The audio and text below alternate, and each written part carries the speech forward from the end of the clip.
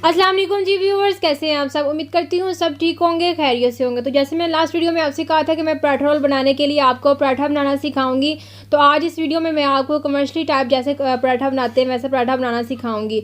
तो चलिए वीडियो की तरफ चलते हैं और पराठा बनाना स्टार्ट करते हैं, ताकि आप घर में ईजिली जो सा पराठा रोल बना सकें।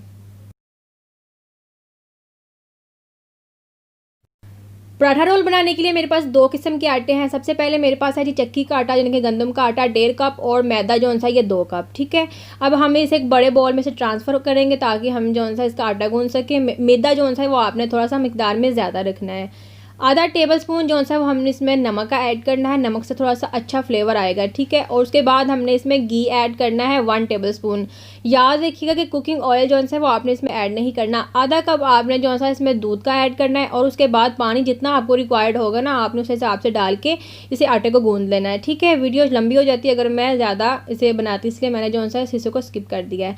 आपने पानी डालने के बाद आटे को गूंद लेना है, सिंपल जैसे हम आटा गूंदते हैं। 15 मिनट के लिए इसे रेस्ट देंगे, और 15 मिनट के बाद आपने जो सा पेड़ा बनाना है। पेड़े के अंदर जो सा आपने घी को डाल के आपने पेड़ा बनाना है। ठीक है, सादा पेड़ा नहीं बनाना आपने, बिल्कुल वैसे जैसे हम लच्छा पराठा बनाते हैं ना वैसे, लेकिन लच्छा पराठा हमने इसमें नहीं बनाना।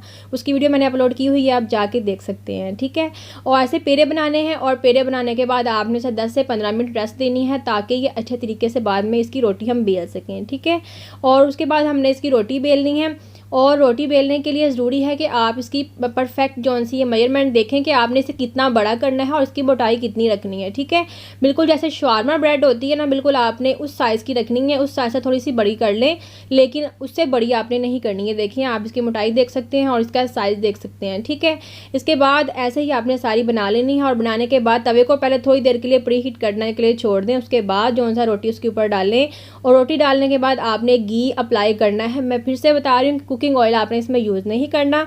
ठीक है, घी से जो फ्लेवर आएगा वो कुकिंग ऑयल से नहीं आएगा। ठीक है, आप सिंपल घर वाले पराठे से भी जो सा है पराठा रोल बना सकते हैं, लेकिन बेहतर है कि ऐसे आप मैदे में और जो चक्की का आटा होता है गंदम का आटा उससे बनाएं, तो बहुत ही ज़बरदस्त रोटी बनती है, पराठा बनता है, जिसे पराठा रोल कहते हैं। ठीक है, और ये कमर्शियली जो सा ऐसे ही तैयार किया जाता है, क्योंकि वह बाज़ारी आटा होता है, और बाज़ारी आटे में जो मैदा होता है उसकी मिकदार ज़्यादा होती है। ठीक है, ऐसे ही हमने इसके रोटी को बनाने के बाद अच्छे तरीके से जो सा इसे परफेक्टली कुक कर लेना है।